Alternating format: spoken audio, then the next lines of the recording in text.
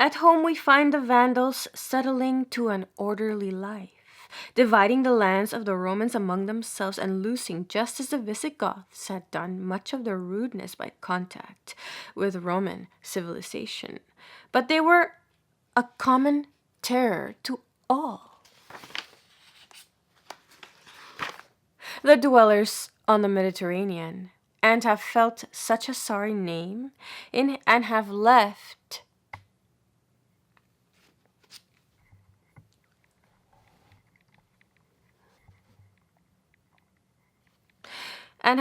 such a sorry name in history that when we want to speak of people plundering and destroying without any real political purpose, we call that vandalism. We can describe only one of these pirate raids. In the year 455, a bitter quarrel in that wretched imperial family, of which Honorius had been a fair specimen, led the Empress Eudoxia to send word to Gaiseric that he would greatly oblige her if he would bring over his Vandals and plunder the city of Rome. The Vandals came and spent a delightful fortnight in hunting out and carrying off every valuable thing they could lay their hands on. So far as we know, they did not destroy buildings any more than Alaric's Visigoths had done, but we are certain that they did carry away with them hundreds of Roman citizens to serve them as slaves. You will understand how low Rome had sunk when all this could happen without a single blow being struck in her defense. Only the venerable Bishop Leo had gone out alone and unarmed to meet the pirate king and to ask him as favorable terms as possible for the defenseless city. The Vandal kingdom in Africa was to last after this about 80 years, until it should be conquered by the armies of the Roman Emperor Justinian, who was the successor of Arcadius, the son of Theodosius. We are fortunate in knowing pretty nearly how large the Vandal nation was at the time it left the shores of Spain, probably about 100,000 souls, which means an army of not more than 20 or 25,000 fighting men had made this great conquest over many times their number of Romans. So we see that it was not numbers but bravery that was bringing Rome down from her lofty height. The Burgundians, close neighbors of the Vandals and the Goths, in the marshes of the lower Vistula, the Burgundians moved with them on their journey southward. We hear of them on the Rhine frontier near the end of the 3rd century, engaged in war with the Emperor Probus. Early in the 5th century, they received a grant of land from the Emperor Honorius and seem to have begun their settled life in the vicinity of the city of Worms. From here, they began to spread themselves out westward and rapidly overran the fertile valleys of the Rhone and Saône. This happened not long after the Visigoths had taken possession of the southwestern part of Gaul and before the Franks had begun their advance beyond the Somme. From that day to this, these valleys have been known as the country of Burgundy. The people had taken on the Arian form of Christianity at just about the time of their occupation, and within 2 generations had found it necessary to put their laws into a written shape. The most famous man of the race is the King Gundobad, under whom the laws were written. In his time also the first struggles with the victorious Franks were beginning, in the course of which the Burgundian kingdom was entirely broken up and became a Frankish province.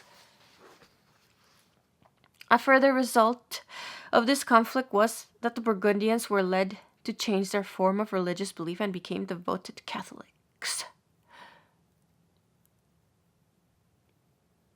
Hardly any of the Germanic tribes had a shorter independent life than the Burgundians, and yet no other has left so strong an impress of itself upon the traditions of the German race.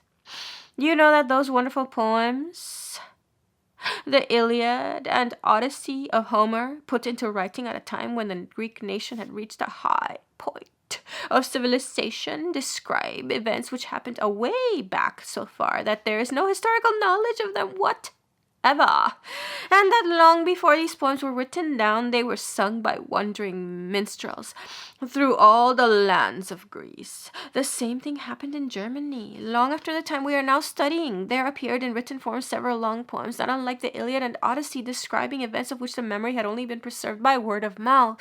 The most famous of these poems is a Song of the Nibelungen, and it is among the Burgundians that the events described are said to have occurred. It is clear that by the time the songs were written, the knowledge of the differences of race had almost disappeared. Burgundians, Ostrogoths, Franks, and even Huns are all treated as if they were the same sort of people, but still it is equally clear that the main interest of the story centers about the Burgundians and their affairs. A further value of the Burgundian history for us is in the light thrown by its laws upon the dealings of the Germanic conquerors with their Roman subjects. Hardly anywhere was the contract greater or the necessity of making the laws of the two peoples work harmoniously more evident. We shall come to this point again in the chapter on the Germanic laws.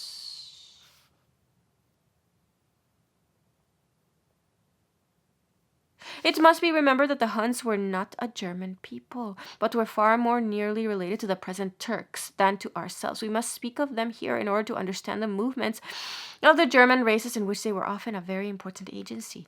We have already seen them just emerging from the deserts of Asia and driving the Gothic people into conflict with Rome. For a number of years they hovered like a distant cloud about the frontiers of the empire.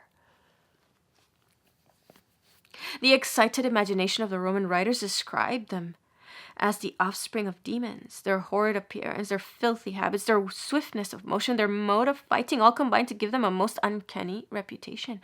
They seem to have had not the least knowledge of agriculture, but to have been wholly a grazing, hunting, and wandering nomad people. The Huns were at first generally on friendly terms with Rome and were willing to serve as her defenders against her German enemies. It is not until these Germans have passed on over the border and found homes within the empire that the newcomers enter into closer relations with the Roman government. They take on at once a tone of insolence which marks all their future dealings and which may go far to explain their astonishing effect upon both barbarian and Roman. When Attila became their leader, the main body of the people was living in what is now Austria and Hungary, but their power was felt so far beyond that incredible stories were spread abroad of the size of Attila's kingdom. Certainly it is that this wild man of the steppes began to have dreams of a great empire like that of Rome. He made for himself a capital somewhere near Pest on the Danube and made terms with Rome as with an inferior power. The emperors were glad to buy off this most dangerous neighbor by an enormous annual tribute. A Roman princess, Honoria, daughter of Placidia, in a fit of passionate anger, sent a ring to Attila, asking to be considered as his promised wife.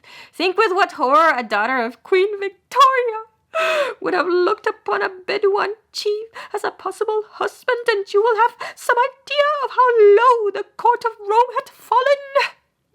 For a few years longer, Attila was content to strengthen his hold upon the scattered German tribes, which had not yet moved to their final settlement. He was thus able to appear just as our Anglo-Saxon forefathers were setting out for England, at the head of an enormous army which was made up of Huns, East Goths, and many other Germanic troops, ready to follow their leader, who seemed most likely to lead them, most likely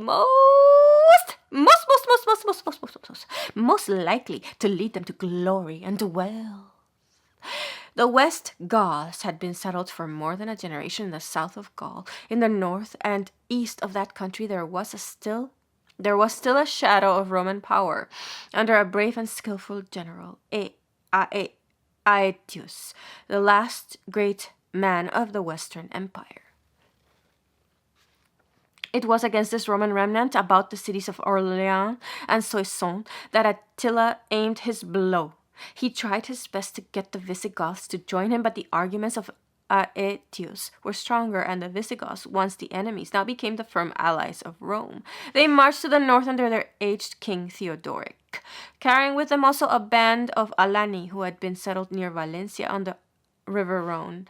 Other German troops joined with them. A sense of common danger seemed to be drawing all these scattered fragments of nations into one or the other of these mighty armies, which were forming for one of the most terrible conflicts the world has ever seen. Attila came across the Rhine into what is now Belgium, and then turned toward the south, destroying all that stood in his way. Paris, then a little village on an island in the Seine, was not worth his attention and escaped, but many other fair city with its still active Roman life. But many another fair city with its still active Roman life was utterly destroyed. At Orleans, on the Loire, the first check was met. The people shut their gates and, led on by their brave bishop, resisted every assault until the coming of Aetius, and Theodoric the Visigoth drove the besieging army from the walls. Attila set out on his return to the Rhine through a country exhausted of provisions and with his enemies following close upon his rear. Probably it was this pursuit of Aetius which made the Hunnish leader pause somewhere near Chalons on the Marne and decide to fight. The exact location of the battle is a matter of controversy among scholars. The story of the great battle is told by the Gothic historian Jordanes, who wrote about 100 years later. He at least believed it to be the most awful combat the world had ever seen.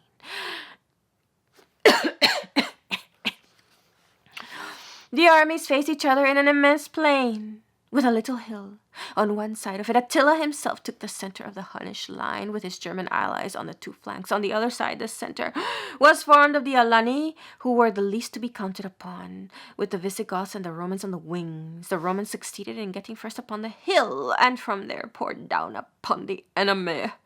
From 3 o'clock in the afternoon until nightfall of a summer day, the awful battle raged back and forth across the plain. So fearful was the slaughter, says Jordanes, that a brook running through the middle of the field was swelled to a torrent by the blood of fallen men, and whoever drank of it died poisoned. He puts the number of the killed at 162,000. Not to mention 15,000 killed in a skirmish the night before. Probably this figures, probably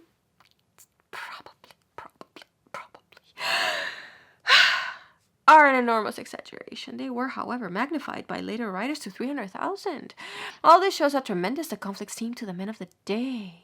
The very dead, it was said, rose from the ground in the night and kept up the battle in mid-air with their ghostly swords. So close was the struggle that neither side knew which was the victor. The Romans and Visigoths were ready to go on fighting with the dawn of day, but Attila dared not risk a fresh encounter. He drew his scattered army together and continued his retreat.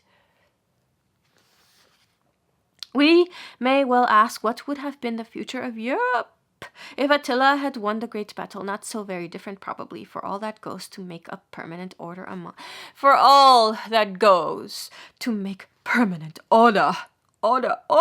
among men was on the side of the Gaelic allies, whereas the Huns were only wild destroyers of order. Sooner or later, the great orderly forces of the Western world must have come uppermost, as we shall now soon see them begin to do. After his great defeat,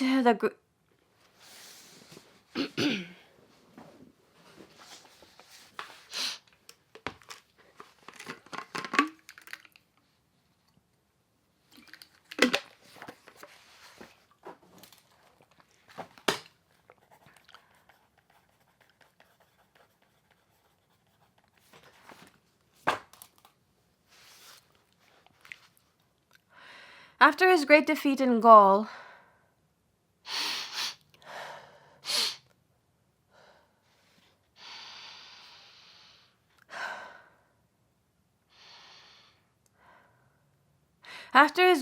in Gaul, Attila did not at once give up his dream of conquest, but after a winter's rest in Pannonia, he set out for Italy.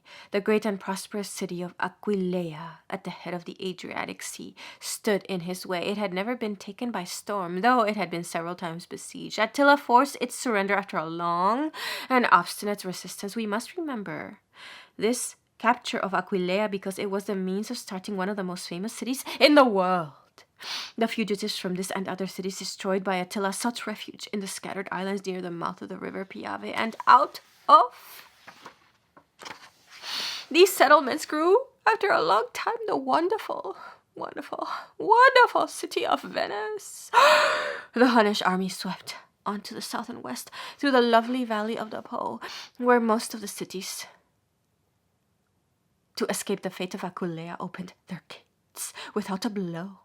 Its way led through Padua, Verona, and Brescia to Milan and Pavia.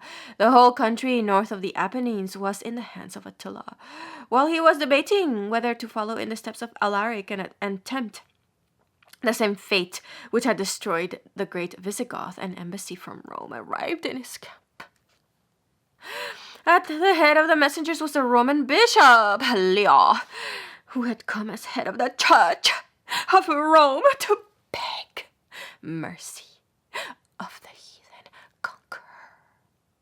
We meet here one of the mysteries of history.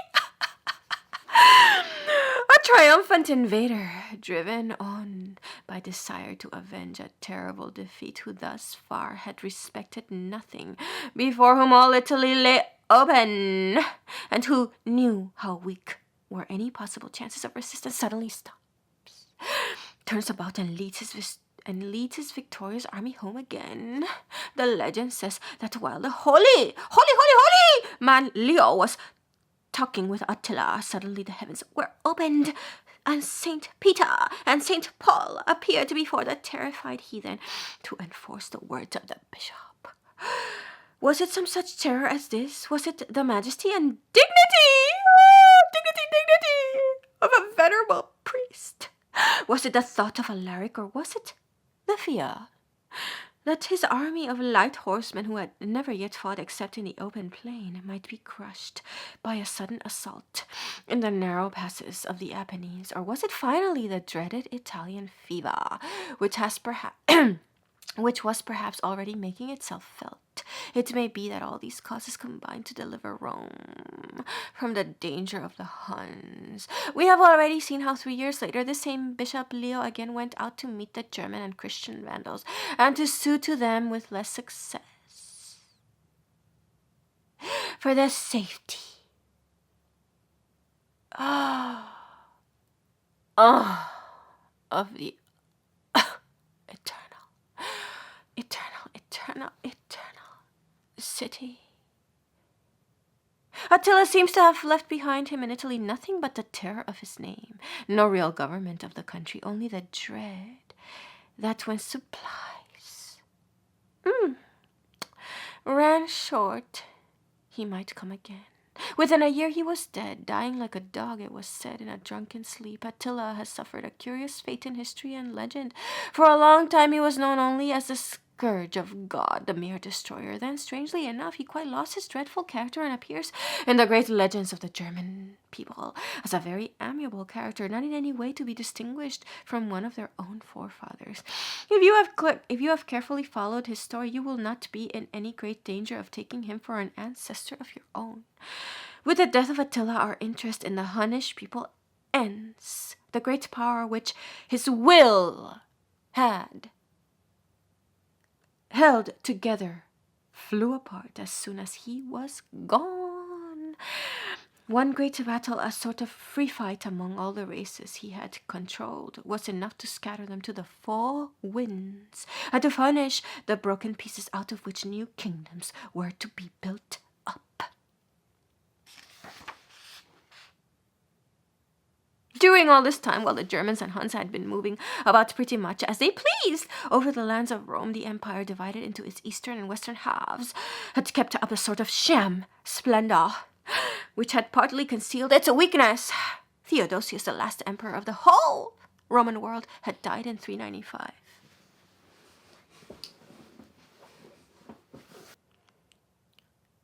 In the east, his son Arcadius ruled until 408 and was succeeded by his son Theodosius II, a boy of 7 who grew up into an indolent and incapable man. He was governed during his whole life by his sister Pulcheria, a woman of quite extraordinary character, altogether the best of the Theodosian family. When Theodosius II died, Pulcheria was recognized as empress and married at once the aged and respectable senator Marcian. The empress died in 453, and Marcian in 457. The next Eastern emperor was Leo the Thracian, 457 to 474, and after him came Zeno, 474 to 491. This Eastern Empire had all it could do to keep itself safe from the barbarians. It did this by making disgraceful treaties with them, in which the payment of great sums of money was always the most important point. We shall have little to do with its history because it was not much concerned with the growth of the European states, and that is what we care most about. Remember, however, that it lived on with Constantinople for its capital until it was broken up by the Turks in 1453, 1,000 years later than the time we are now studying. Remember also that the theory of the unity of the empire was never given up, even when all pretense of actual power over the Western world had long since disappeared. In the Western Empire, things went steadily from bad to worse. Honorius lived his foolish life until 423. His sister Placidia, whom we have seen married to the Visigoth Adolf, and then sent home to Rome on the death of her husband, was driven away by the jealousy of Honorius and went to live with her niece and nephew, Pulcheria and Theodosius II in Constantinople.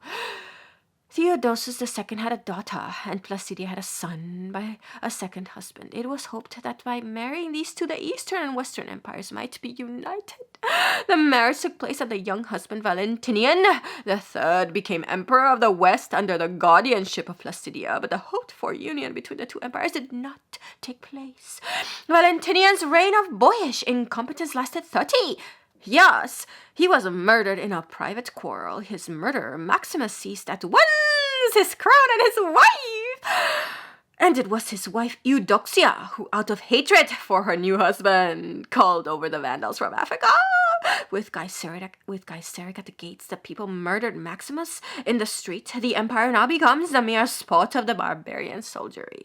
Avitus, commander of the Roman forces in Gaul, gets the Visigoths back to him, receives a sort of sanction from the Eastern Emperor, and reigns 14 months. Ricimer, a Suev, grandson also by his mother of a Visigothic king, became the chief man of Western Rome. Within 5 years, he set up and pulled down 4 emperors. In fact, he was the actual ruler of the state. When he died in 472, the Eastern Emperor tried once more to manage the West by supporting an emperor of his own choice there, but it was too late. Whoever could manage the barbarians, mainly German soldiers in the service of the state, was master of Rome.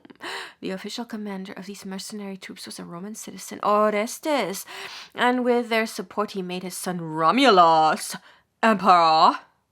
But the support of these hired troops was a foundation of sand. They cared in reality for no one's interest. But their own. They were always demanding of the government greater and greater pay and privileges, and the more the government depended upon them, of course, the louder were their demands. At length they went so far as to ask of Orestes thirds of all the lands of Italy. We see here that these German soldiers had come to know the value of a settled life. Nothing less than actual homes among the conquered peoples would satisfy them. The demand was flatly refused. One of their number came forward and promised, if they would make him their leader, to get them what they wanted in the good old German fashion. They raised this man, Odoacer, on their shields and marched toward Pavia, where Orestes had shut himself up. Pavia was taken, Orestes was captured and put to death, and the poor little Emperor Romulus Augustulus was sent off to a splendid villa near Naples, where he is heard of no more. Odoacer might have done as Ricimer had and kept up a still still longer the form of a Roman Empire in the West, but that had been going on long enough. The old Roman Empire was dead, and it was better for these new possessors to bury it out of sight forever. It was only a question whether they were able to put something in place of it, which should give promise of a new, social and political order. The end of the emperors was not by any means the end of the Roman government. The Germans of Odoacer had to make use of all the machinery of the imperial rulers, especially of their system of tax collecting. They divided up the great estates of the rich Romans, taking in each case a third part for themselves, and either living on this land or, what was probably more common and more agreeable to them, leaving the former occupant undisturbed and just taking a third part of the product of the estate every year. You will no longer find it strange that the people of Italy did not rise up and turn out these uncomfortable guests.